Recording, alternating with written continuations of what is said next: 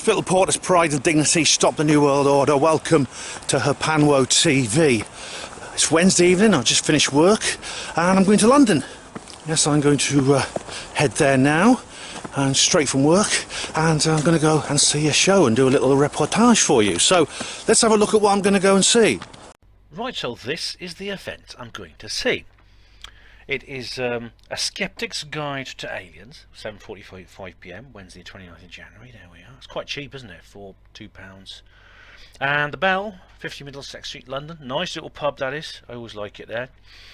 And it says here, are aliens really visiting our planet on a regular basis? Yeah, that's a question that's often asked me, and you know what my answer is if you watch regularly. But anyway, I'll read on. Are people really being abducted by aliens and subjected to bizarre medical investigations? Even worse, are the aliens engaged upon a sinister cross-breeding project to produce human-alien hybrids?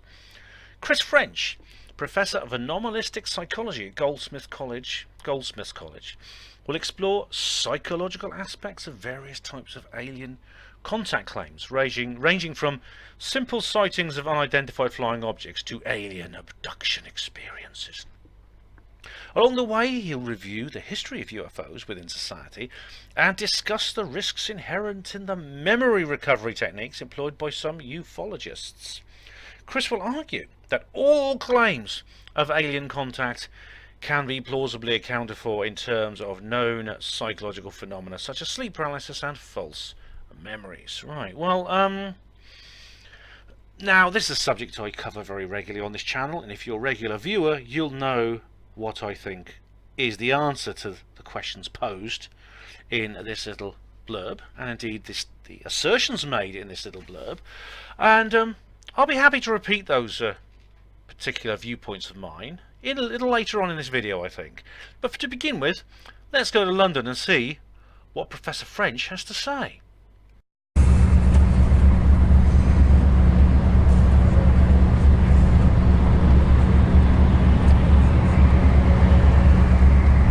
Okay, I'm nearly there now.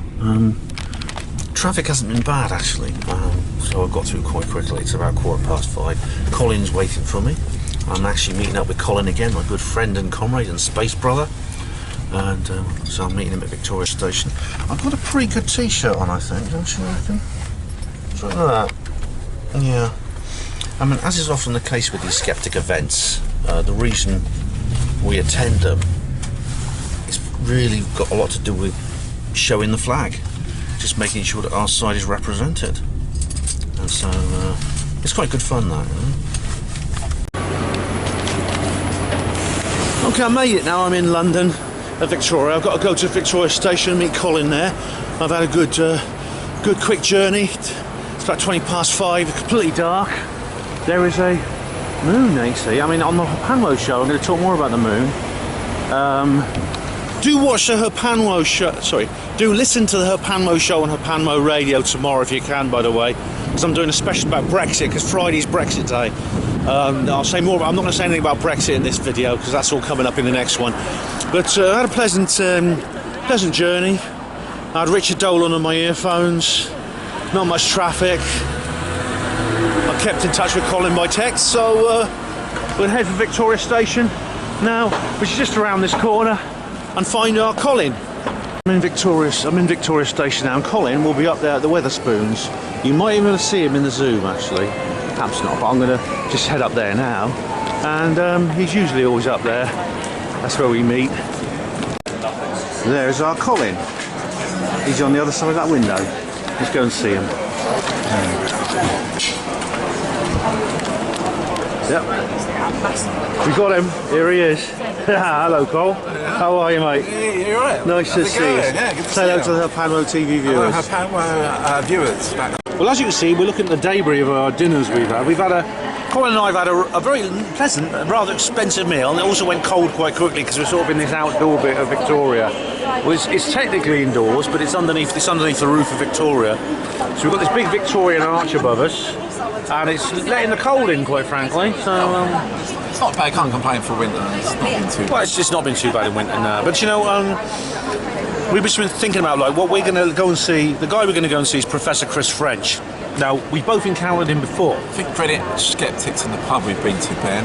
We've seen him loads of times, haven't we, Greenwich Skeptics? Because he's one of the organisers of Greenwich Skeptics in the pub. Do you remember the last time we saw him? Yeah. Now, what's interesting about Greenwich Skeptics in the pub is it's technically that's an away match. If you're talking on terms of the subject, then if you go to Greenwich Skeptics, that's seen as an away match in football terms.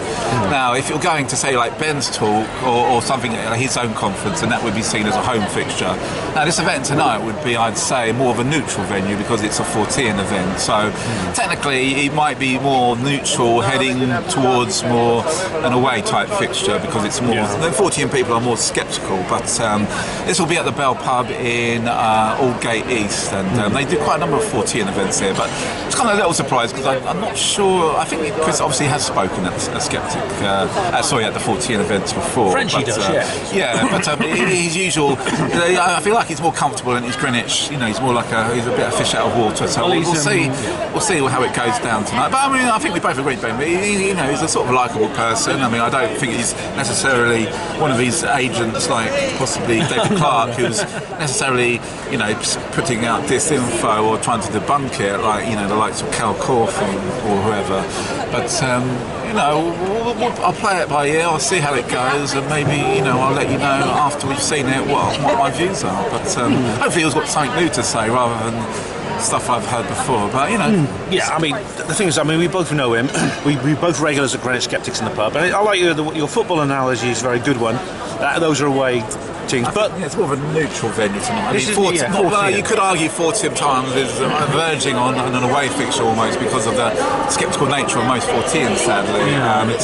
They have erred more towards the away side, I think, over the years. I mean, I used to subscribe to FT, and I sort of went off it, actually. Well, that's the same, because I think Charles Fort would probably be spinning in his grave, the leaning towards the sceptical nature of it. So I think we need to bring this balance back, and that's why me and Ben are representing, the believers of the world. Well, I mean, you're right about Charles Fort. I mean, Fortean is named after Charles Fort. He was a researcher from, I think it was sort of around late 19th century, and I think he died in around 1920, I think. But he started the Fortean Times, and I mean, I've not read his actual books, but I've read lots of researchers who've been inspired by him, like Janet and Colin Board, and the Centre for Fortean Zoology. And quite frankly, I mean, I don't know about the CFZ specifically, but I know that Janet and Colin Board would probably not like the way. I don't know. I haven't heard them. I think they're dead now, but I don't think like the way that the Fortean movement has become more on the skeptic side, because it used to be kind of like in the middle, as Colin said, a neutral ground, but it's gone more towards the skeptic side of things. And he was saying, I hope we're going to hear something new from Frenchy boy. I mean, I'm familiar with French. I mean, get me going. I like Chris French. I've spoken to him a lot. I spoke at one of his conferences. Do you remember the ASAP Seriously Suspicious conference? And you were there with old alien interview guy. Who's Andrew, big hello to Andrew if you're watching. Yeah, that's right. Yeah, a big Andrew Moray Pattons Burlington. He's like a big fan of mine, so. Yeah, but I think things have gone a bit sour since then. Yeah, but Colin turned up, and it was fun though. It was a good day. But unfortunately, now he invited me to speak at the conference. He's a nice chap. We regularly see him at Greenwich City, and I don't have a problem with Frenchie because he's respectful and he's pleasant. And I never get angry at people just because they disagree with me. If someone has a go at me because they're a skeptic and I have a go at them and I say, they're skeptics and I'm having a go at them, it's not because they're skeptics, it's because they're dickheads. Also, just purely for the fact that he's interested in the subject puts him apart most people. How many people in normal society can you actually talk to about the subject? So, even having an opinion, it's still, at least he's got an opinion, because a lot of people don't have an opinion. So, that's applauded. Oh, what's that? I'll reserve my judgment until after we've come out of the pub later on, but hopefully it won't be quite too sceptical, but there'll be at least some open-mindedness from Chris there. But I think what we're doing, by us going along, we're kind of showing the flag for the woo-woo side. The tinfoil hats are sort of waving in the air. So he knows. He won't mind us being there because he knows we're good. He knows we're good to him and everything. It'd be nice to see him actually. I'm hoping maybe we can get a little quick interview with him. But honestly, Colin, based on the blurb that's been published by the London Fortean Society, and I don't think we're going to hear anything new from him, because based on what I've seen, we don't know till we've heard him, But based on that blurb, it's stuff he's done before. It's old hat. You know, oh, I can explain it. There's no evidence. So I'm not taking a piss out of him now. It's sleep paralysis, false memories. Well, he said all this before. And I mean, I'll say more later, but I mean, quite frankly, I've discredited that before, and so many other people. So, I mean, if he doesn't come out with anything new, it is going to be a disappointment. Because, I mean, I'll be really happy if he gives us something, some new piece of information. We can quite also all the Pentagon and that, you know, all that's, you know, the ATIP stuff, and you know, yes, we do seem to be heading more towards being validated for our own beliefs rather than the other way around. We're not going back to the more sceptical views. We seem to be heading to more believers, you know, way of thinking, or you know, in these days we're living in 2020, in this decade, that we do seem to be heading towards. We're not heading further away from into a more sceptical attitude. We actually seem to be heading towards some sort of more believers way of looking at the world around us, which is encouraging, I think, especially of all, you know, these so-called, you know, organisations in the past that used to mock it and like not even talk about it, but now we've got you know, the Pentagon, we've got all sorts of people coming forward, and this must be a skeptic's nightmare, because never before have so many of these supposedly serious people that we could trust validated something that we believed in for so long. So obviously the skeptics are probably sitting on their hands, like you know, biting their nails or whatever, because this is what I'm seeing happening every day. Everyone seems to be waking up. There's conspiracies, there's cover-ups that's going on. People are questioning things like Epstein. They're talking about, you know, Prince Andrew. There's more things to expose, and people are. It's encouraging times, and you know, I think it's a validation for what me and Ben have been doing for a number of years now. So. Oh, absolutely. You know, we are. I think the last 4 years, but I mean, it's more and more, and it's gathering pace. I mean, there's always retreats and there's always advances, but generally it's been a series of retreats by the skeptic position and then advancements by our own. I mean, I've talked about the ATIP stuff and things like that. Whatever you think about it, there's definitely something solid behind it. There's definitely something solid behind it. And I mean, I do study the skeptic media. It's one of my little guilty pleasures. And honestly, I mean, I have to say, they are not saying very much about it. I mean, they're generally being almost in denial about it. They've not mentioned it much. They've said things like, oh, well, that could be a seagull and stuff like that. There's no evidence it could be a seagull, which is absurd. It's nonsense. But you know, the thing about skeptics is, we've seen this before. When they're faced with an implacable argument, they generally delve into more and more outrageous positions to justify their own side. Like, for example, what was it, the lighthouses and ice cream men, you know, ice cream vans, and all kinds of different balloons. Just reminded, I've got the. And we have FT here. Yeah. In case you ever wondered what it's about. This is the most latest issue. It came out a few days ago. It's been running for like about 90 odd years, and it's even longer, and it's like still going. Yeah. And it used to be better than it. I mean, I still read it with curiosity, but to be honest, I found it quite tiresome. We'll have Jenny Randall's. Yeah. They had a bit of a go at me as well. They had a bit of a. They had a go at me. I remember that. But case in point would be the guy Peter Brooksmith, who does this article on UFO. Ufological and the political, right. But yeah, generally he's very sceptical about any of the disclosure stuff, and you know, when they talk about the ATIP stuff, it's all very sort of down on it. I mean, it's not a total write-off for it. I mean, I like Noel Rooney. He does. If you've never with Noel Rooney, he does just to show you this one. Every month he does the issue about conspiracy theory, which is. At least entertains the idea that there are such things as conspiracies. Obviously, you can't really get. To be fair, though, you probably can't get away from the fact that the guy called George Orwell there. What's that about? Oh God, yeah. No, go back to what you were looking at. But yeah. Yeah, sorry, I don't know. It's a page up, 2 pages on. You've got to go forward a bit. But you know, I mean, no, that's a conspiracy sphere. So the conspiracy spheres. Yeah, oh, you bloody bastards! That's my word. They bloody nicked it off me. The conspiracy sphere. I'm the one who said conspiracy. Well, is this one about Prince Andrew, fake news, or was it, and the difference between untrue and true conspiracy theories? But that's a good column actually, because I'm friends with Niall on Facebook. But, I mean, sorry, I don't claim copyright on the term conspiracy sphere, but it was actually a term I invented, and you won't find any early references to the term conspiracy sphere other than my own. But that's okay. I mean, I don't claim copyright on that. But honestly, I mean, if Frenchie comes out with something new tonight that makes me think, I'll be pleased if he comes out with something other than the usual. Maybe we should challenge him with some probing questions. If I can think of any, but to be honest, I mean, if he just repeats his usual line about sleep paralysis, false memory stuff, which I mean, Dave Hodrian has done this talk about this, and I mean, indeed, French knows about Hodrian's talk. He and his brother Andrew, who's a psychologist, they did this thing about how sleep paralysis is different from alien abduction. And quite frankly, Colin, I know this because I suffer from sleep paralysis. I get it about once a month, and a few times I have seen entities. And Dave explains the differences between the two, doesn't he? Yeah. And so, and there's no point me raising my hand and say, "Hey, Frenchie, you heard about Dave Hodrian?" Because he knows. He knows. So if he comes out with the same thing again, I know because Andrew's a professional psychologist, so French knows because he studies the literature, and I know that Andrew sent this to him. Pays the big money. Yeah. So I'll be pleased, Colin, quite frankly, if French comes out with something tonight which is completely new that makes me go, "Oh wow." Yeah. Could he be like a? Could this be? Could he have sold it? Could this? Yeah.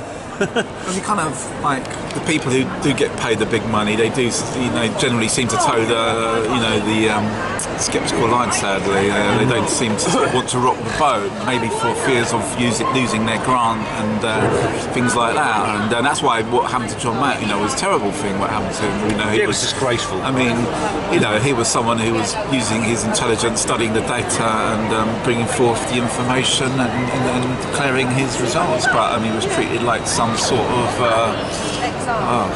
who's treated as a criminal? Who's treated as a criminal? Just, some sort of heretic or something to challenge scientific views of phenomena we still don't know entirely what's going on. It was disgusting. I mean, it's like I'm John Mack. There's people often say this. I mean, and maybe French will make this point. If people were being abducted every day, then we'd know about it because it would be every psychologist would be talking about it. Well, the thing like that is, John Mack is a perfect example of what happens when you get into tacit collaboration. There's things like the Milgram experiment, the Zimbardo experiment. French knows about these things, and to do with how humans react in social situations and in cultures and communities, and indeed professional organisations, especially when you make someone's livelihood and very survival dependent on expressing a certain position. Mac deviated from that, and rather than just saying, "Look, John, I think you're wrong about this, and this is why, but interesting stuff, mate, but I think you're wrong about this," his former colleagues tried to destroy him. Mac talks in a very poignant way. He died, sadly, he's run over by a car, but he speaks in a very poignant way about how he went into the Harvard School of Psychology, where he was a tenured professor. He'd walk into the refectory and people just give him filthy looks. They'd stand up and they'd walk out. They sent him to Coventry. Now, the human brain, this experiment's been done to this. In terms of ostracisation, the human brain responds exactly the same way to ostracisation as it does to torture. Now, that should be enough to make people like French think about, if he comes out with this line, well, everyone would talk about it if it was real. Maybe that because we're in a culture where it's not accepted, they won't, because the establishment position is it's not, and therefore if you deviate from it, you lose everything. You lose your job, you lose your pension, you lose your home, your wife will probably run off, things like that. Yeah. That's enough to keep most people's mouths shut. And that's sad. What a sad world that is to live in, Ben, isn't it? I'd rather be dead than live in a world where that's because that's not the world I want to live in. Because if you can't express yourself and stand up for what you believe in, it's just it's a joke. It's a joke. We should be ashamed. We should be embarrassed. It is disgraceful. If that has to fall apart, then as I think it will, then so be it. Because I won't shed any tears over it. I'll just say thank God for that, because that was a waste of time, wasted our time, wasted their own time. It doesn't deserve to be. This doesn't deserve to be sustained. It needs to change. As C.S. Lewis said, if you have a feeling that you're not, that you have feelings that are not satisfied by this world, then you were made for another world. And that's why Colin and I are trying to change things to make another world. And if it wasn't for Danny Sheehan, who actually defended Mac, he would have lost his job. He kept his job, he kept his pension, and then he died. And it's enormously sad. And more than 20 years ago, John Mack, I think, discredited the kind of argument that Chris French has made in the past and might make tonight. If French comes out with something brand new that makes you think, oh my God, could he be, you know, I'll be pleased, I'll be happy that he said something original. I really will be. We eagerly await what he has to say. Yes, what's the time now, Cal? We got 6:30. Right, so still got more than an hour to get there, so there's no rush. I want to get there a bit early, actually, because I wouldn't mind having a talk with him and even get him a few words on camera. That would be quite something. You know, I won't like launch into some kind of major criticism of him. I just like to have a little word on camera because, you know, why the hell not? We've never had him on camera before. It'll be his Panmo TV debut. Like doorstepping like the Cook Report or something. Yeah, Professor French. Yeah, so we're going to head off there in a minute. Customers off the train first. Well, Colin here and I are looking very smart in his Sherlock Holmes Deerstalker. This is a good old-fashioned. Yes. This is our touristy bit now. This is an underground station. Look, see Victoria. There we are, Victoria. And we're now heading to Aldgate East, which is the venue. Yeah. And here comes a train. Is this our train? Yeah. We're going to get on this one. Yeah. And it's, we're probably not going to sit down. Oh, we won't want to sit down. All these trains are overcrowded. Unfortunately, the capacity is very high, and you can't really actually get any more people on any more bigger trains on the thing. There we go. Yeah, we'll just get on the train now. For those who've never been to London, this is all a part of the experience of being on London. You know, going by the underground. So you can't really get anywhere unless you actually use the underground. You can't really get anywhere. This is use the underground train. And so, Bentley underground. Oh, we're sort of like Bentley bus. Yeah, look. And that, I don't know what that means there. It's measuring pressure. And it's just gone down to 0, which means bad. We'll go underwater later. It's gone down to 0, yeah. Alright, Colin, we're at Aldgate East now. This is, we're in East End now. This is Jack the Ripper territory. So we better hope we're alright, don't we? We have to hope that some disgruntled royal family members are wandering around looking for women to kill. But we're not prostitutes, so we should be alright. We're not women and we're not prostitutes. But if you urinate off the royal family, you end up dying. I mean, I do hope that Meghan and Harry are careful, aren't they? Have you heard about that campaign? I've not. No, what's this? Ferocious thing too. Is this about the Flannan Islands lighthouse? Or was it? Two guys. I'm not sure of the area. What's it called? They spend time in the lighthouse, and it's basically 2 hours. It's supposed to be quite interesting, philosophical type thing. You know that thing? What's it called? The Flannan Islands. It's on the Flannan Islands. There was a lighthouse, and everyone in there disappeared. They vanished. Do you remember that? It's been in 40 times a lot. What's it called? I can't remember the name of the lighthouse. It was the Flannan Isles. I can't remember the name of the lighthouse. Anyway, we're going to head up now into the upper world. Yeah, we're sort of in the underworld. In the underworld, we're in the underground. We've been in the underground base. And now we're heading up there. Didn't see any underground ghosts or anything like that. There we are. Well, it's certainly changed a bit since the old Jack the Ripper days. This is Aldgate East here, and that's Whitechapel over there, which is where we're in this sort of area. But the East End has transformed in the last century or two. So we've got to get to Middlesex Street now, haven't we? 7-minute walk, Ben. Oh, good, 7 minutes. Okay. Yeah. Well, 4 minutes if you're an ex-hospital porter. Yeah. It's all dark now. Here we got a crescent moon for Brexit Day. I think it might be half by the time we get to Brexit Day. I'll say more about that later. You remember we were here last time? Was it the Helen Duncan? Yeah, that's it. It was a couple of years ago, actually. It was about a number of years ago, but I did do a video of it. But it was the Helen Duncan. It was the Helen Duncan night they had there. And I can't remember what I said about it because it was so long ago. But I remember. Oh look! There's a big knob sticking up. Look for the arch or the dome. What the hell's it meant to be? I don't know. It's got like a. It looks like the Kellogg's. It's got a chicken on it. It's the Kellogg's. It's got a chicken. It's Kellogg's. Is it a plaque anywhere? There's a woman there. Oh, well, it's phallic, and they got a woman now. That says it all, doesn't it? Look. A big cock. And, A big cock and a female, and. It's not cornflakes.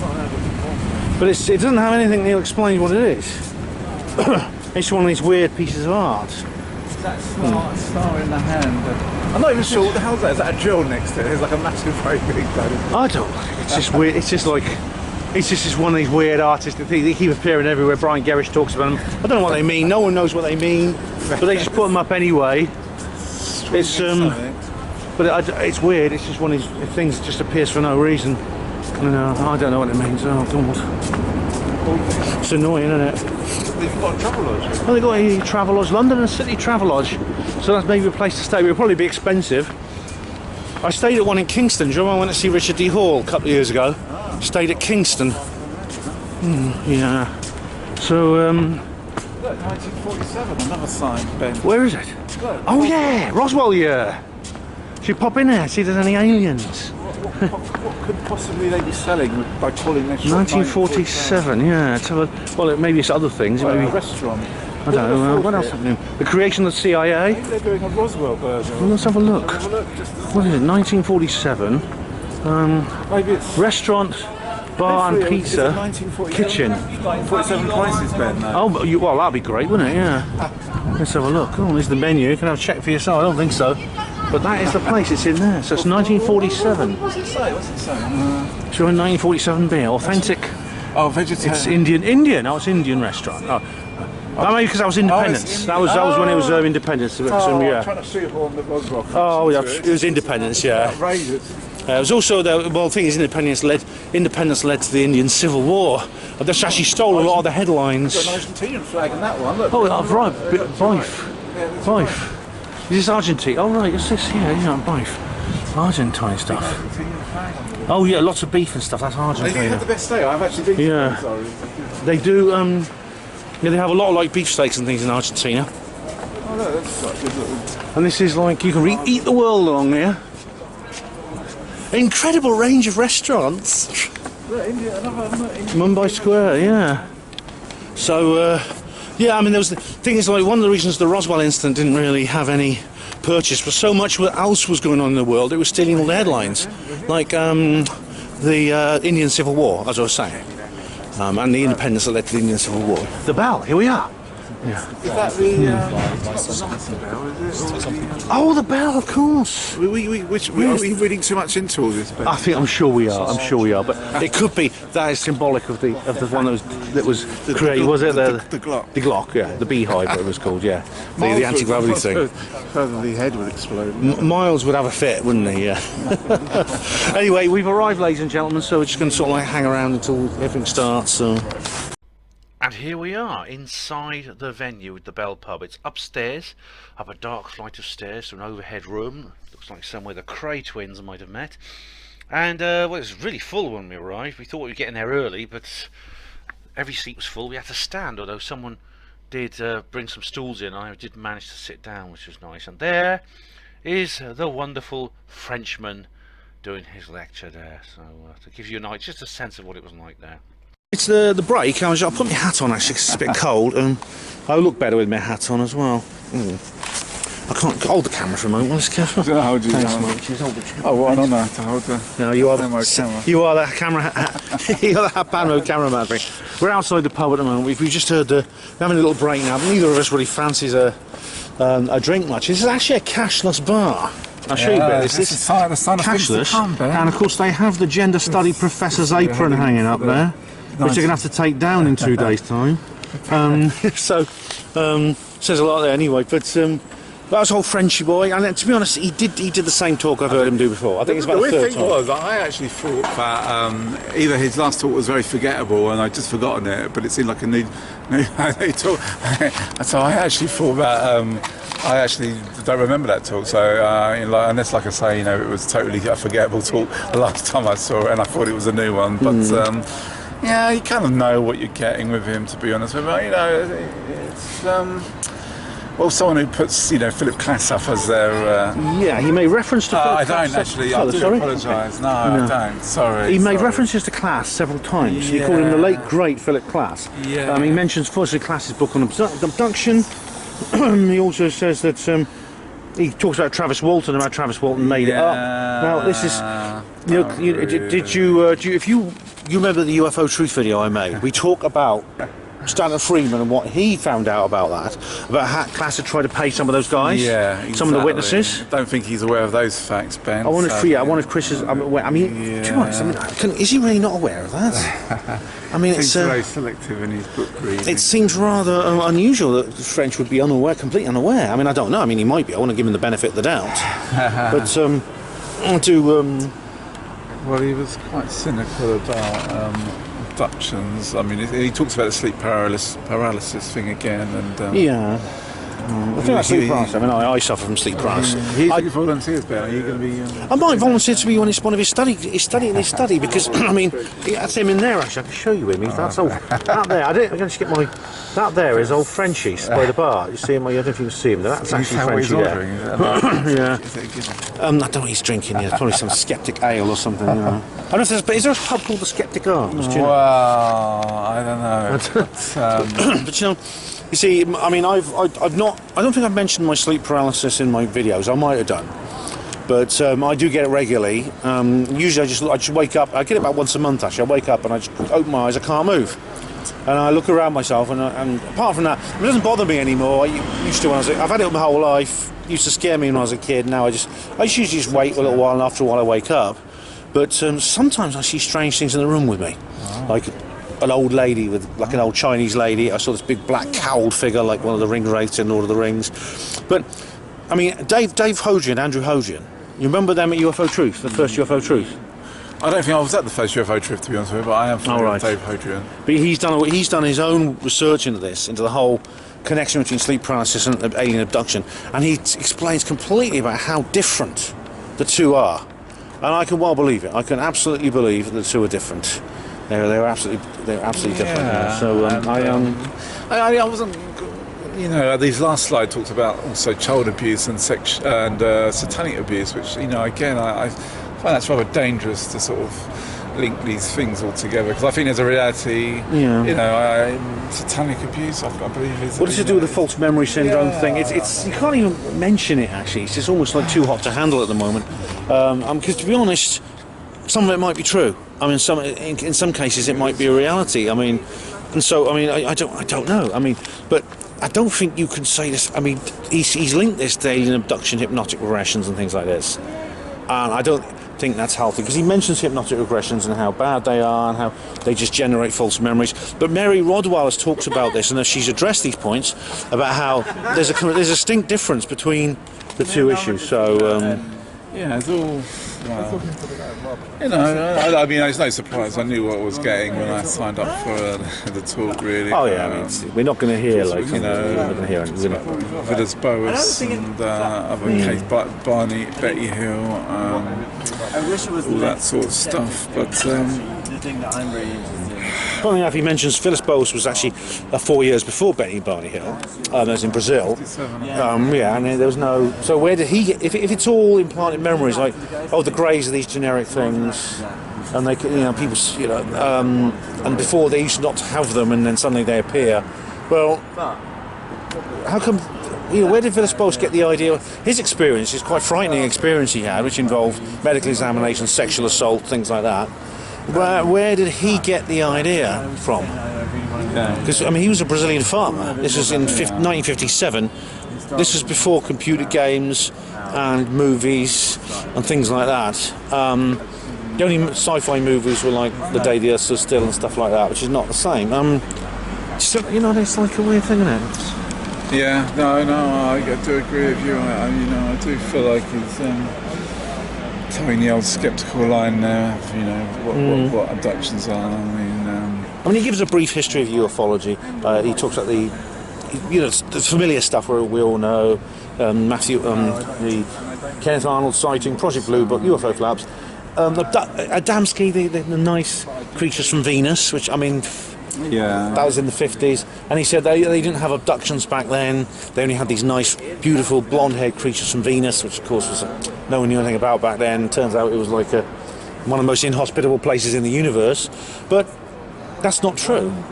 He essentially contradicts himself, because at the end he talks about people being spirited away by the fairies, which goes back for time immemorial. It goes back to prehistoric times.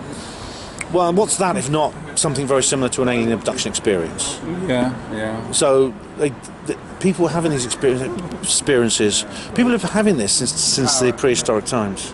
Yeah, and people have seen ghosts in the room, and also like you say about other entities appearing in the room. So is that just maybe because you're, I don't know, have more sensitive psychic abilities? I don't know. Well, I think it's certainly, it's been talked about by a lot of people. So there has to be something to it, doesn't there? It's just it's just. Yeah, I mean, you bring up the sleep paralysis issue, and it's interesting because you see. What you'll find is people with who experience sleep paralysis. I mean, this is separate from the alien abduction. But people who experience sleep paralysis, whatever country they live in, they come from all racial, cultural, national, religious backgrounds. They tend to report the same things. There's the hat man, the guy with the big broad-brimmed hat. There's the old hag, which is an evil-looking old woman, again with a broad-brimmed pointed hat. Yeah, the incubus succubus. The old hag is a succubus-type creature. Hillary Clinton appearing in the room. Yeah. Oh God, that'd be a nightmare. But the old hag is a very wizened old lady with a big. Hillary Clinton. Oh yeah, sure too. But the old hag has like a big pointed hat with a brim and a dirty dress. Interestingly, it's the Hollywood picture of a witch, which I think is very interesting. You see it in Wizard of Oz and things like that. But the old hag is often very aggressive. It'll sit on top of you. Someone's trying to throttle you. Someone will sexually abuse you, whether you're a man or a woman. Whether you're a man or a woman might try to sexually assault you. Things like that. But again, wherever you are in the world, people have this experience. So now, if you come from different cultural backgrounds, it means that either our brain, every human brain, is hardwired to experience certain images under a certain state of consciousness, and that in itself requires fantastic explanation, or what people are seeing as objectively real. I think the most likely is the latter. And the thing is, when it comes to alien abduction, exactly the same thing happens. People encounter the same creatures everywhere in the world. And I guess if he was to admit that to his scientific peers at Goldsmith College, that wouldn't go down too well, because that's not an accepted reality, is it? Well, do you remember the bit where he says, "Oh, they're doing this at Harvard. They're doing it at Harvard. Isn't it wonderful? They're doing it at Harvard." Well, the thing about it is, right? They're doing that. What John Mack was at Harvard. What happened to him? What happened to him? What kind of career move was it for John Mack to get involved in this? Could there be something other than science motivating these people? That's what I'm saying. Exactly. They're human too, like the rest of us. Yeah. Yes, it goes along with the theory that a lot of these people are just yes men because they toe the party line, and they don't want to. Gets you the best salaries, gets you the tenure, gets you the promotions. They don't rock the boat. They don't upset the apple cart. So the real mavericks are the people like John Mack, to be fair. Yeah, and look what happened to him. The outspoken, who aren't motivated by money, who are just motivated by the research and analysis of the data. But yeah, it's. I mean, some of the things he said were like quite extraordinary. I mean, the great Philip Glass, and stuff like that, and all the things he did. I mean, PK himself. Yeah. Funny how Philip Glass, Richard Dolan, who's a very sort of mild mannered kind of. Well, he's very kind of like professionally spoken person. When we were at Exapol, I says to him, and he was talking in his usual sense. I brought up the subject of Philip Glass, and Dolan, oh, Philip Glass, he was an asshole. But general consensus for most people. Philip Glass was caught out cheating. He was caught out. Stanton Friedman talks about the way he approached the witnesses independently and tried to get them to. He induced them to say things. You'd have to. I think he offered them money or something. Well, you'd have to be suspicious that he is some agent of the state who was being paid to professionally debunk these things. It's not something I say lightly, but it can happen. Anyway, what's the time, Carl? Well, maybe we should be going. We're going to go back into the Q&A. Answers. Yeah. I don't think we have any questions to ask him now. That's the thing. But it might be some zingers might be answered by someone else. Yeah, we'll see what happens. But anyway, we'll report on that afterwards, won't we, Carl? So we'll head back in there now. Yeah, that's it. Yeah.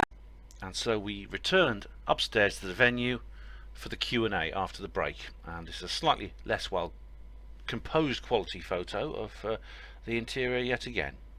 Okay, we're out of the pub now and we're heading back to the tube station. I was thinking I might hang around and talk to Frenchie for a while, maybe ask him a couple of questions. Even get him to say a few words on camera, but he's surrounded by groupies, so I can't get near him. But Colin, that was Well, what can we say? He made. It was the Q&As were like interesting. I mean, there's several Q&As. For example, they asked, "Are abductees religious?" Well, I do think that abductees are spiritual.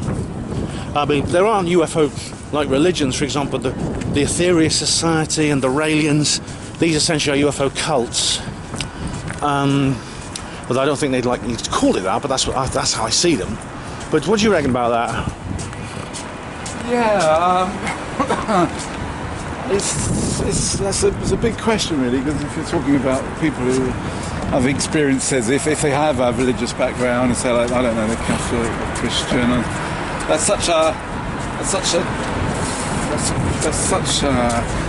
what would be the expression, such a massive overturning of their belief systems that I'm not sure how they would actually take that on board. It might actually lead to some sort of breakdown of some sort, or maybe some breakthrough. I mean, it's not necessarily a negative thing, because I do think you can have these experiences and it actually opens you up to a sort of not negative, actually positive experiences. I mean, and that's always been the case. If you read a lot of the abduction books, people, one man's demons, and another one's angel, and it's seen as a positive experience. So, some people do, yeah. Even the ones who have like, what appears on the surface and to begin with are quite negative experiences. Sometimes they get some good out of this. I mean, Whitley Strieber was one of them. I mean, and French actually brings up Strieber a couple of times, only really to say, well, Philip Klass debunked him, But so if there's wind on the mic, I'm sorry about that. We'll shout as loud as we can. Yeah. We'll shout as loud as we can. We just got to get back to the tube station now. But someone else asked. Well, now the Pilkington stuff came up. The government simply make up UFOs to just essentially to disguise their own much more down-to-earth aviation projects more carefully. Now, Colin, I think we've been through this one, haven't we? We've done this one, haven't we? I think we've done that one to death, so I'm not really buying it. I mean, it's a useful excuse, but it doesn't fit with the data, actually, so... And I mean, as was really explained, I mean, these things can backfire in so many ways. The recent case of Fravor and all that stuff. Yeah. I mean, it's actually a very fashionable idea. UFOs, in whole or in part, are some kind of neo-mythology that's been created to launder far more down-to-earth secret government projects. And this is the Michael Pilkington line, so Mark Pilkington, Brian Allen, a lot of people come out with this sort of thing. And it's, as I said, it's become very trendy, and it just doesn't make sense. It could backfire, it draws attention towards something you want to deflect tension away. It's a risky gambit, so that's an old one. I mean, there's nothing really very original in this talk. Oh, indeed, in the questions, I have to say. I mean, someone asked... there was a good question, though. Someone did ask a good... Well, French actually asked it himself in response to this. Why do enemies of the... For example, if UFO crash retrievals happen worldwide, which they have to do, logically, why don't enemies of the United States, like, say, the Russians, we always go about Russians hacking, things like that, why don't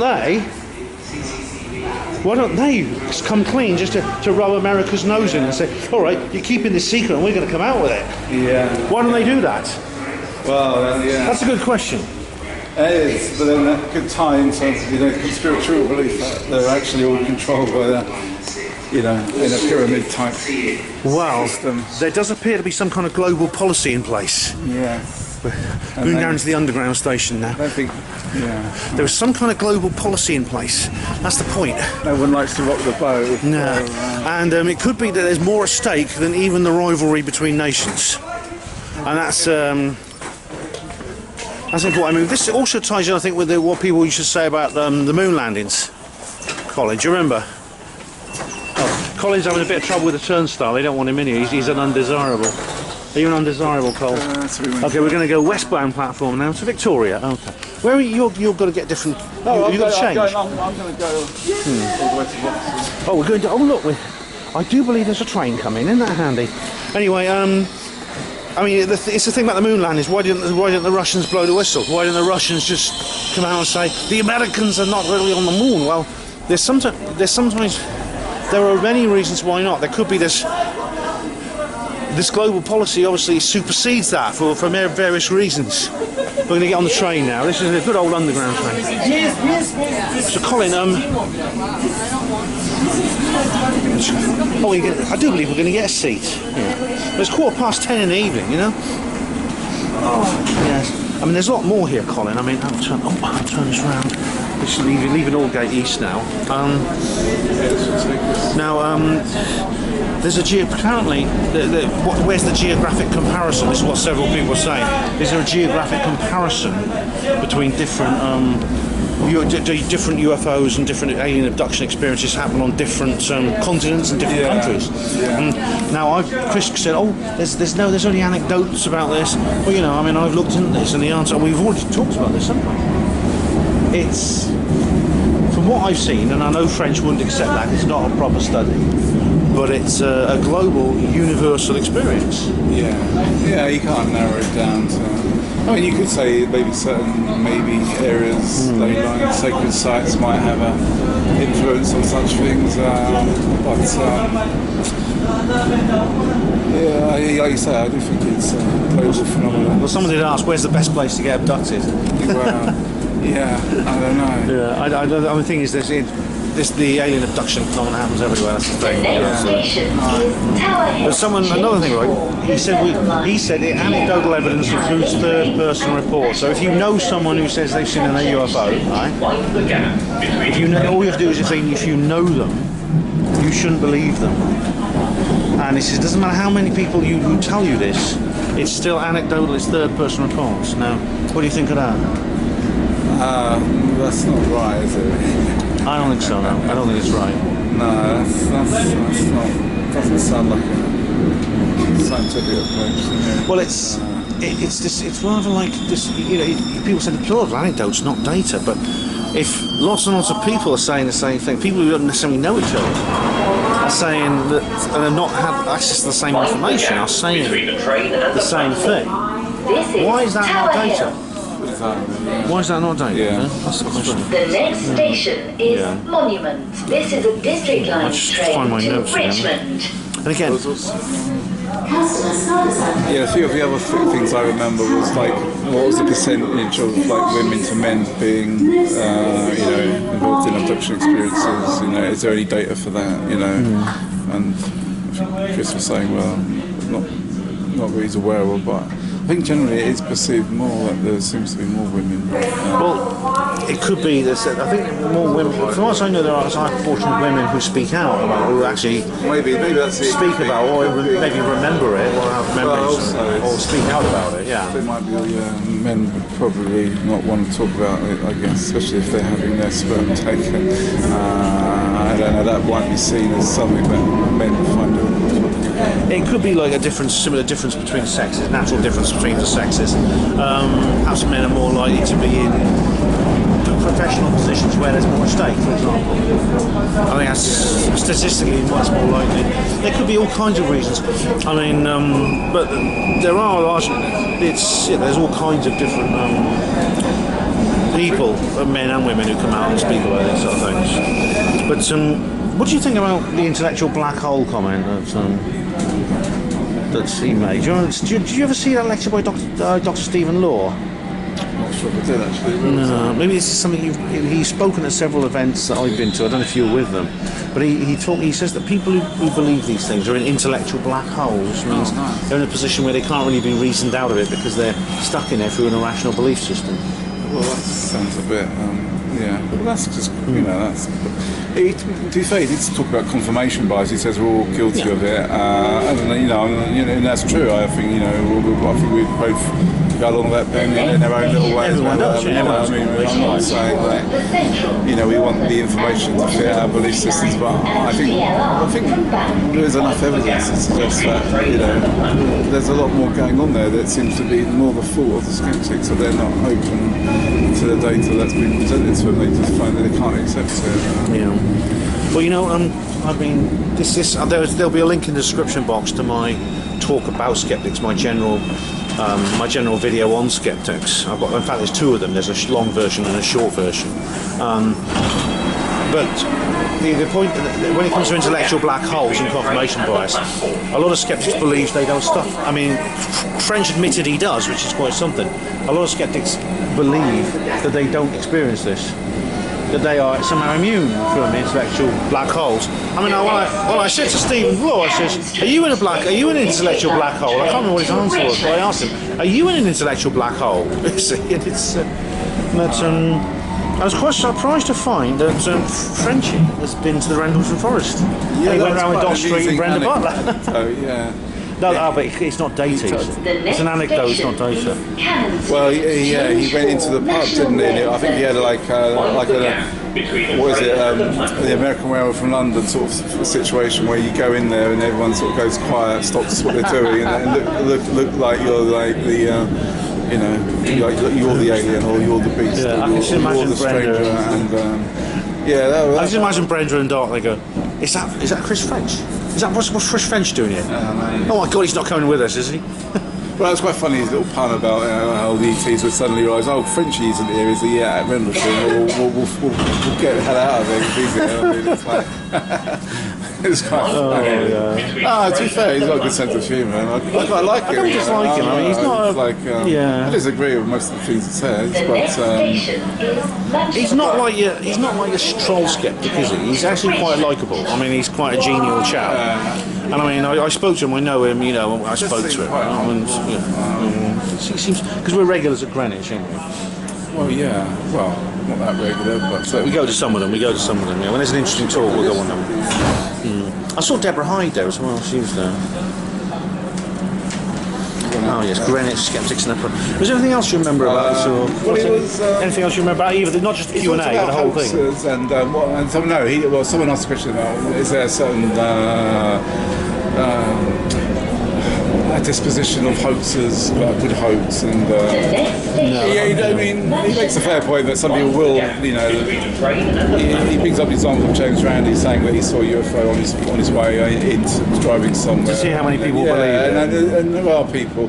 I mean, there is always going to be a case where people will ring up a radio station and say, "Well, I saw, you know, that," and just because you know they feel like it's a good, you know, they get not only do they get like their few minutes of fame, but also they get to hear themselves on the radio and they can have a laugh about it down the pub. And I'm not denying that doesn't go on. I'm sure it does. It can't be very common though when you think about it, because there's, I mean, the downside of that, I think, far outweighs the positive. I mean, because if you want to make up stories about yourself, there's easier ways to do it. It's like it can be quite hard to do. You have to be vetted. A lot of these people who ring up and their stories. Because usually, if you ask a few probing questions, you can usually tell if someone's bullshitting you. A good researcher can find those out. Yeah. I know people. I've sometimes find people bullshitting me. And what's interesting is now, for example, if supposing that Travis Walton really has been murdered by his colleagues, right? Supposing they just say we don't like that guy, let's get rid of him, and we'll make up a story about what really happened to him, why he's missing. And what I would say, if I was them, I would say, well, I'm afraid this bear suddenly appeared and attacked us. And they got hold of Travis and he dragged him away in the woods. We couldn't stop him, you know. Now that's a bear is farm or a mountain lion or something else that wanders the wilds of the United States.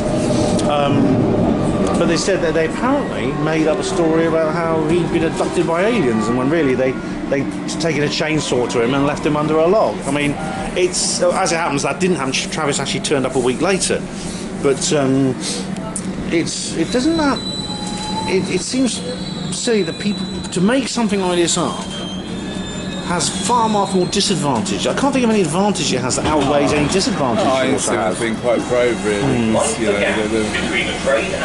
Opening themselves to ridicule, abuse, you know, not just for that period of time, but for the rest of their lives. And it's an ongoing of mental illness, having being tested for mental illness, possibly affecting you professionally, possibly affecting your relationships, your family.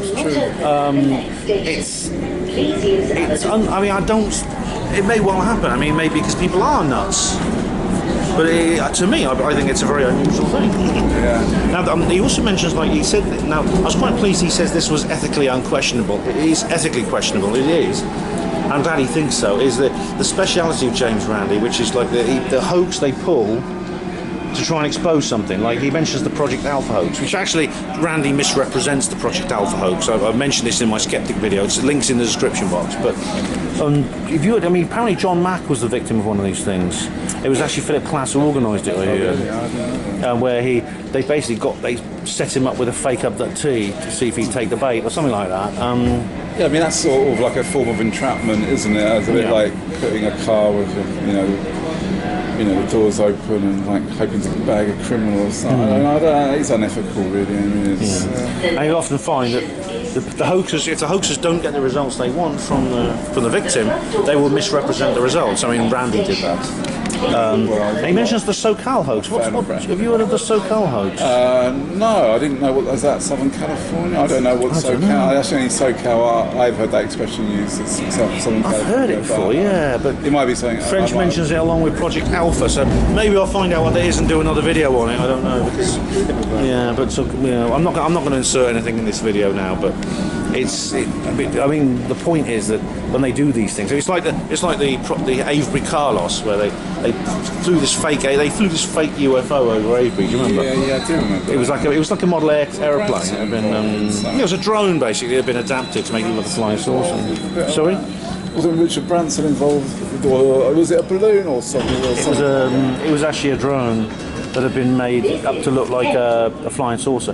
Now, the people who saw it, what's interesting is the people who saw it, the people who reported it, they did indeed report it. They did report a UFO.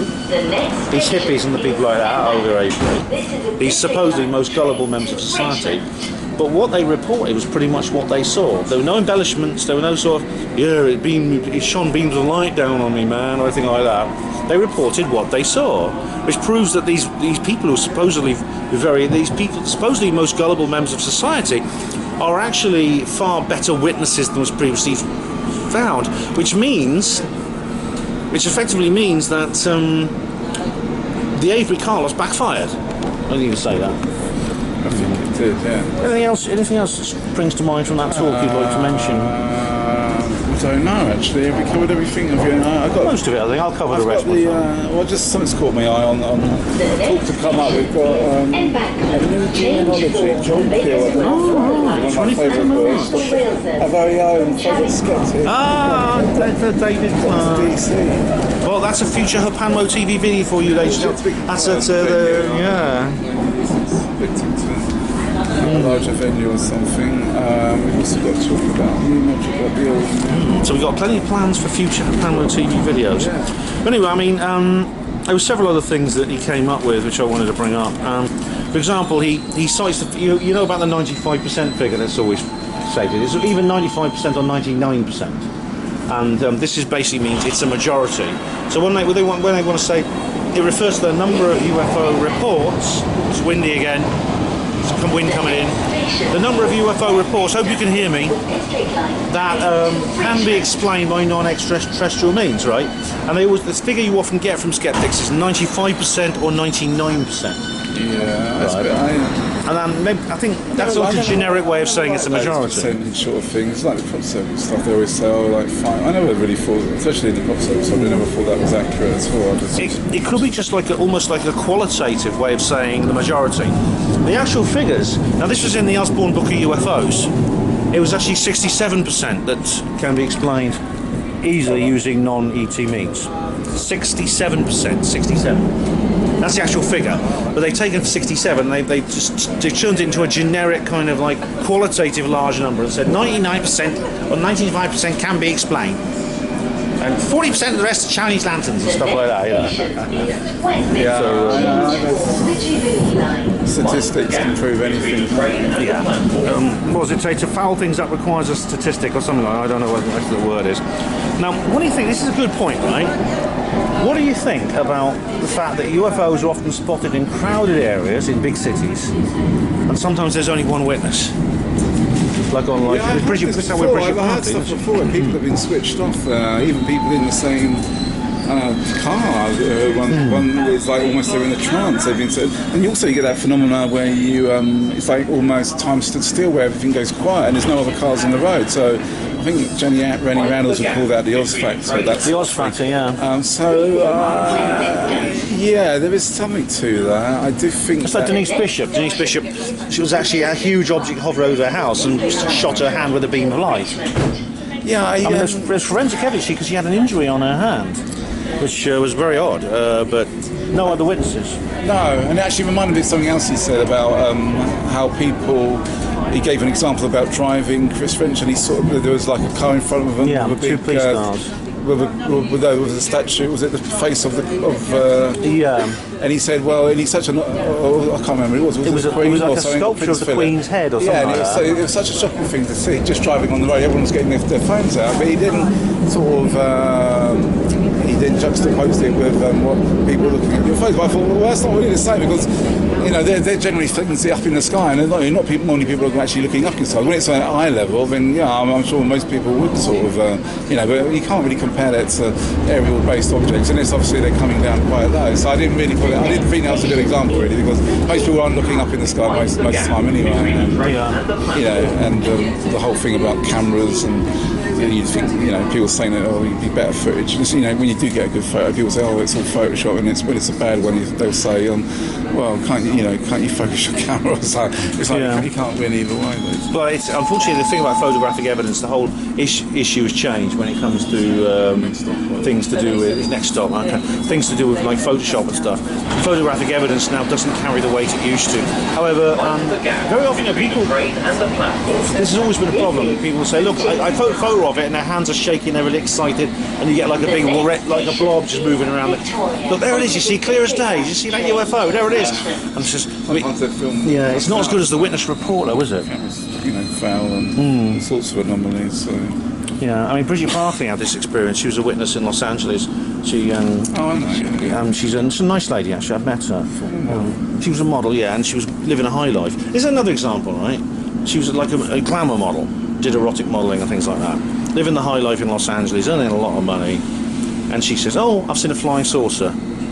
Because she wants attention and she wants to make a fortune. I mean, come on, Chris, come on, think it over. Yeah, like Robbie Williams. And Robbie Williams, another one, top rock star. Says he was abducted. He needs any more money. Yeah, he abducted by aliens. Notoriety, yeah. And they're publishing images in the sun of him dressed like a farmer. It's. Come off it, man. Come on. And you picked up Yaphet Kotto, the actor, another one. There's lots of celebrities who come out like this. It's like David Icke. People. This thing about David Icke. I mean, David Icke made it up to make money and get famous and make money. He still lives in his house in the other way. Obviously, presenting Grandstand wasn't like paying enough, man. I need some more. I'm being a top BBC journalist is, man. I'm in a rut. I want out, man. Well, they can't attack the data, they'll attack the witness. Yes, that's another thing. Now, the photographic thing, like I say, I've taken photographs and I don't see anything on there, and this happened to me once. I saw a flying saucer on this photo and I developed it. This is years and years ago, in the pre-Photoshop days. And the thing is, that was by a nuclear base as well. Oh wow! So and no other film on that reel. It was an old-fashioned film camera. No other film on that reel had anything on it at all. So it's a photo artifact. Why is it not? Why is it not on the other shot? I took them all on the same camera. There's no flying. There's no image on it like that on any other image. So that's another weird thing. Now, I should have brought pen and paper with me. He mentions Vince Thurkettle, and again Frenchie goes all gooey over Thurkettle like he does over Class. But let's face it, man, Thurkettle's a liar. Is that the Rendlesham guy? Yeah. He's the guy who said it was a burning. He said that the RFI was nothing but it was a truckload of burning manure, or that's a pile of burning manure, that is. Or it was I think this is our station, yeah. Or what was it? A lighthouse. I just realised this one goes to Richmond, so I can get... All right, mate. Well, look, take care, buddy. Yeah. You take care. I'm here in Victoria Coast Station, Victoria Underground Station. I'm just coming out now. I'm going to go home. It's yeah. I mean, it's he brings up Whitley Strieber. He talks about Carl Sagan as well. Now, French again regards Carl Sagan with a lot of respect and a lot of admiration. You know, but maybe you should see my video on SETI and UFOs for that. And I provide a different story. That's Carl Sagan. His line on UFOs never changed, not in his entire career, which ran from the mid-1960s right up until the end of the 90s when he died. I think it's 96 he died. And so, and it's really remarkable. And I talk more about this in my video SETI and UFOs, which you, if you've not seen, go and you should watch, because I think Sagan was, someone got hold of him and they told him to spread a fake story. And indeed, the whole SETI thing is in a sense a silly effort to investigate, as Stanton Friedman called it. It distracted from the real issue. They're pointing telescopes at the sky when what they're looking for is already here. It's already here on Earth. That was the point. That was the whole point. And so he mentions, and he goes on about Strieber. Now Whitley Strieber, and he says, he makes the point that Whitley Strieber was an established writer, and I think the point, I don't know what French was saying, I think the point he might be making is that Strieber saw this as his new story, a new idea for a novel. Do you know what I mean? Which is like a new idea for a novel, pretend it's real. And I mean, I don't know if French actually said that as much, but he did. I think he insinuated that this was either his overactive imagination or just another idea for a story. And I mean, Jean Wright of the Pro Conferences, she met Strieber, she talked to him. I mean, again, this is a fourth party report, but I think you can't just say these people are all making it up. I mean, French says, he admits the majority of people believe it, they believe it. Apparently, now he mentions that Susan Blackmore had an alien abduction. I don't know about that. Susan Blackmore did have like a mystical experience when she was a student. And I talk about this in my Skeptic video, which you'll see a link in the description box to. She then went on to be a skeptic for reasons I explain in detail in that video. She ended up as a skeptic. But really, when it comes down to it, she had tried on the God helmet. That's Persickson's God helmet, and I mean that's a story in itself. The God helmet. This idea you can generate. This Canadian guy, Michael Persner, said you could generate mystical experiences by putting this electric helmet on your head that puts electric wires through the electric currents through your temporal lobes that causes you to have these experiences. And I mean, that in a sense it explains a mechanism by which you can have certain experiences. It doesn't explain the abduction phenomenon. It doesn't explain all the evidence, the physical evidence as well. Stuff like that. I mean, he mentions marks on the body. He said, oh, you get them from lying in bed. And the thing I think I've got on my arm I didn't get from lying in bed. Been lying in bed all my life, every night, and then suddenly this thing appears on my arm. I mean, and in the exact same place that the implant was detected. Doesn't make sense.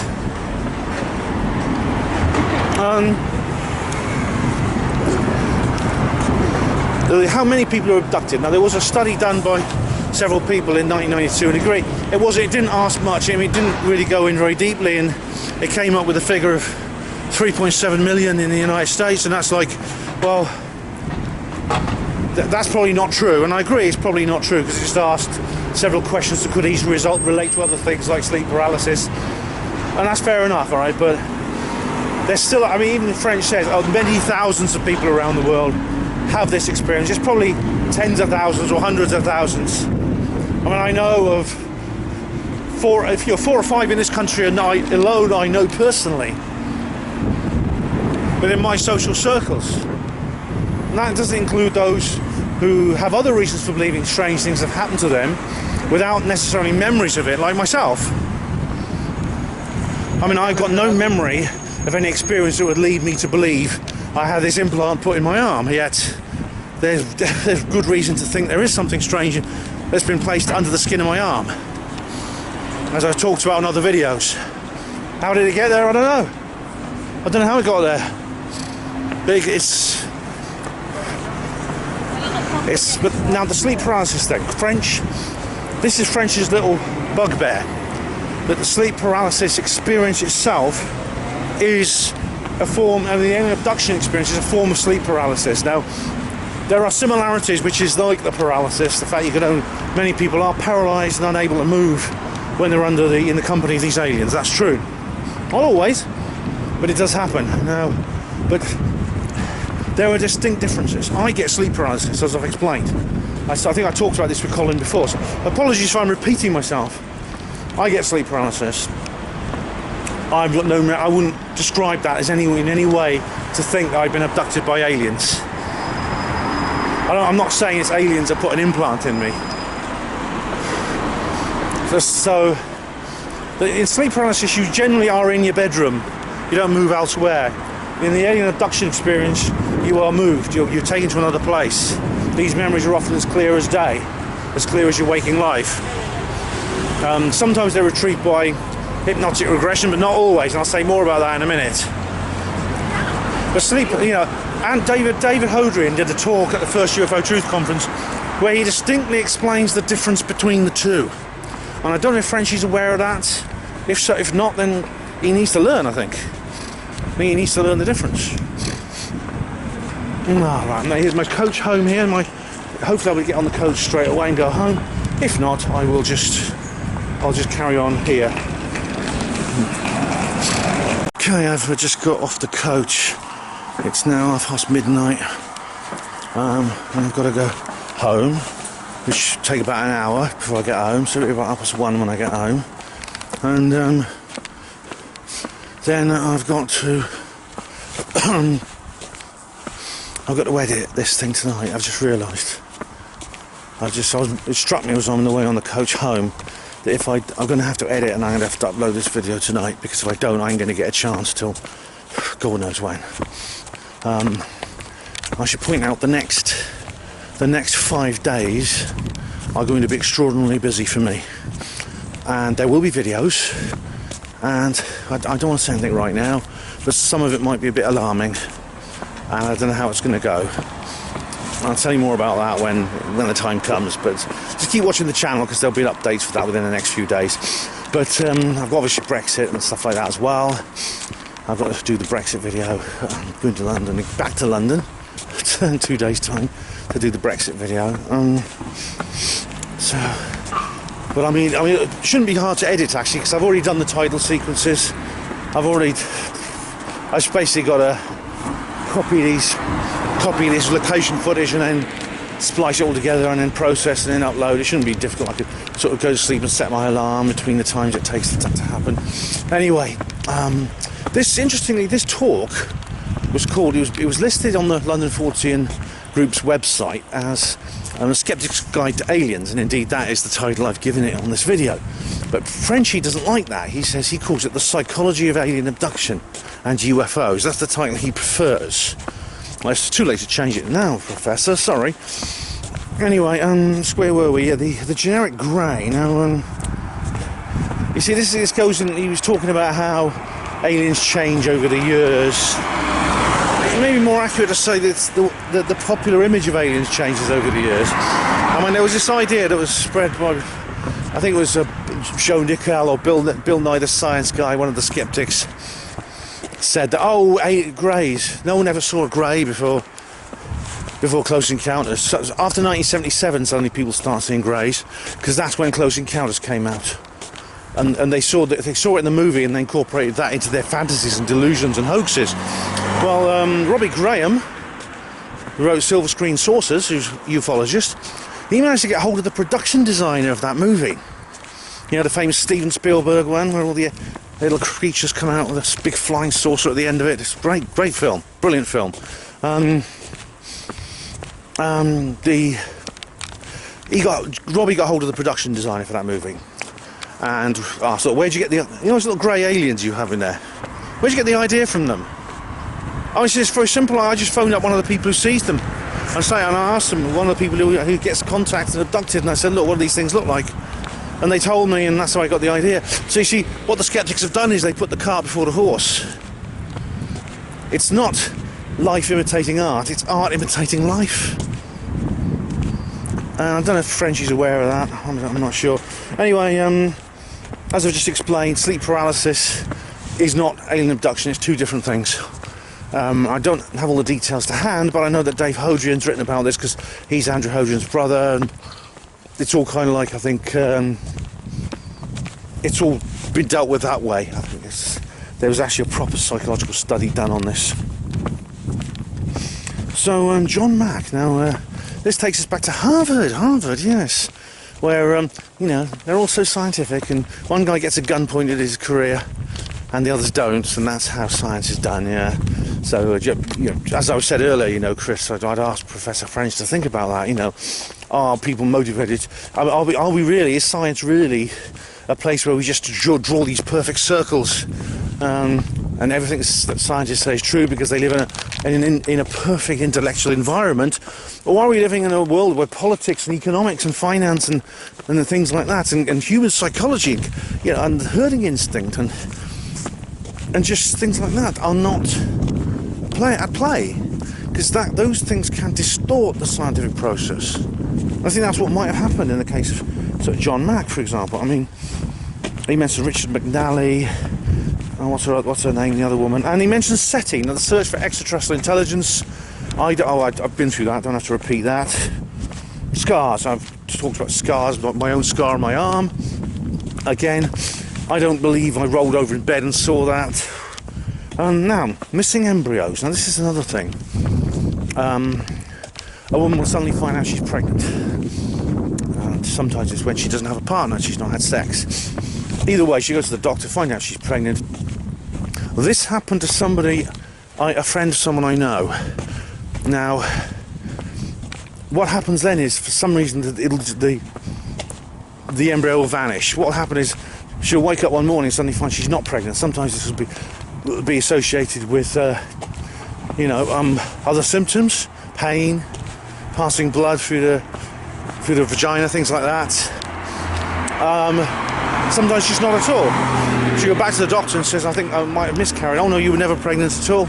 We made a mistake with our diagnosis, sorry. But then when she'll find out that there's an abduction involved here where the embryo is taken, and sometimes she will meet the creature, and it's her child. During an abduction experience, she'll meet her child.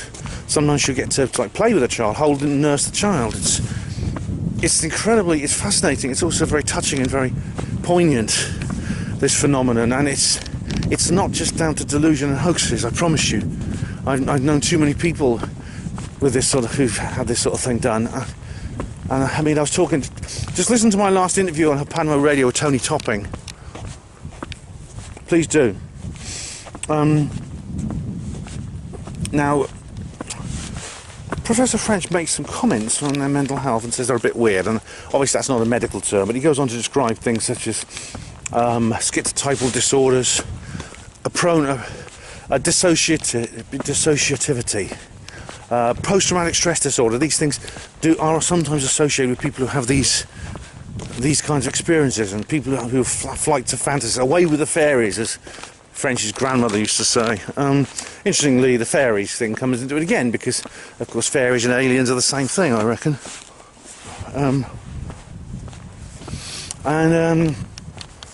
So again, I mean, I can't comment on that, whether there may be some psychological profile of people who have these encounters. I don't think it has any bearing on whether the encounters are objectively real or not.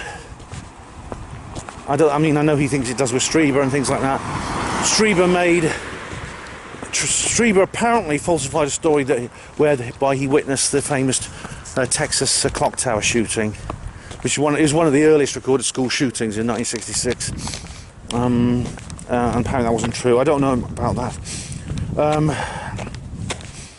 Motives for fraud. I mean, I've been through this with Colin. Frenchie says that there may be reasons why people would make this sort of thing up. I find it hard to believe, really, there's any point. I mean, unless you are suffering from some kind of maybe Munchausen syndrome or desire for negative attention or something like that. I can't think of any other reason why you would actually falsify this story. It'd be, it's not exactly like stolen valor, is it? I mean, you're saying something which will could cause enormous damage to you. I mean, professionally, personally, financially, and you gain. I don't see why you don't gain people's respect. You don't gain people's interest. Most of the time, you don't gain people's interest. Unfortunately, you don't. It's a relived emotion. Apparently, people when he's having their studies where people are given EEGs when they're reliving certain things and emotions, and apparently, you know, they tested it alongside war veterans, and they found with alien abductions it's even more intense. So these people are not making it up. I mean, they're reliving real, genuine trauma. Now, the whole thing about hypnotic regression, I think I might have already made this point, but, you know, it is a controversial thing. I mean, I know Bufora, for example, don't use it. It's not in their policy to use it. There's many, many others, people who will not use it.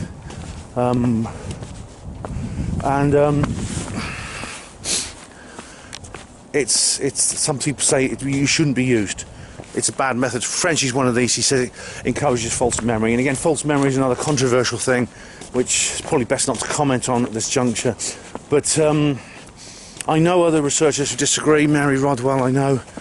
Dave Hodrian, of course, of Bufora, Bufog, I've already mentioned. He carries out hypnotic regressions. There's many, many other people. I've spoken to a lot of people. Some people have suggested that I get some of this done. I don't know what to do about that. I mean, I don't want to go into that right now. But French cites certain studies about suggestibility and things like this. I mean, I'm not as dismissive as he is. When I listen to what Mary Rodwell says about what she's discovered, I'm in agreement with her. She sounds, and I mean, her own experience. I know some of her clients who've had good results. Now, this is interesting. The missing time phenomenon.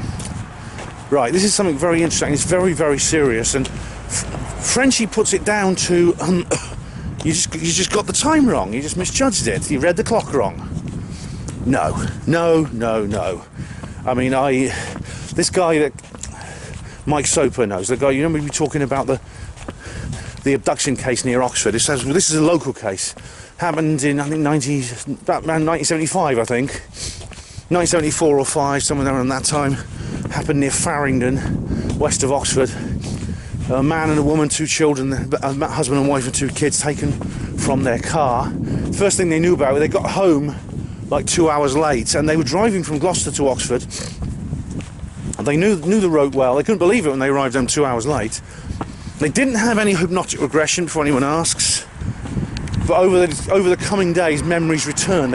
They suddenly started remembering what happened. They realised what happened, and they did have a fully fledged close encounter. Aliens taking on board the craft, stuff like that. And short of seeking publicity, the family who had this experience have guarded their anonymity like the crown jewels.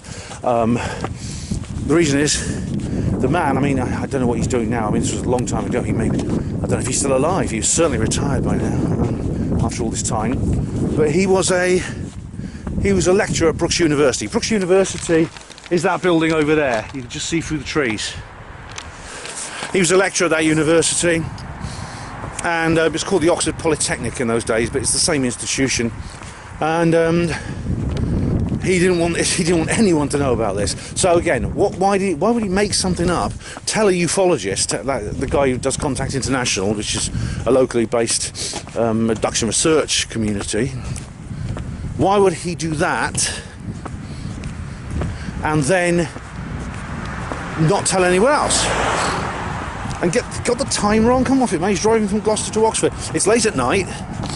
It's the evening. There's not much traffic on the roads. Okay, the temporal lobe epilepsy thing, that's like another form. It's rather like the thing I was talking about with Persinger, you know, temporal lobe epilepsy, where people have hallucinations.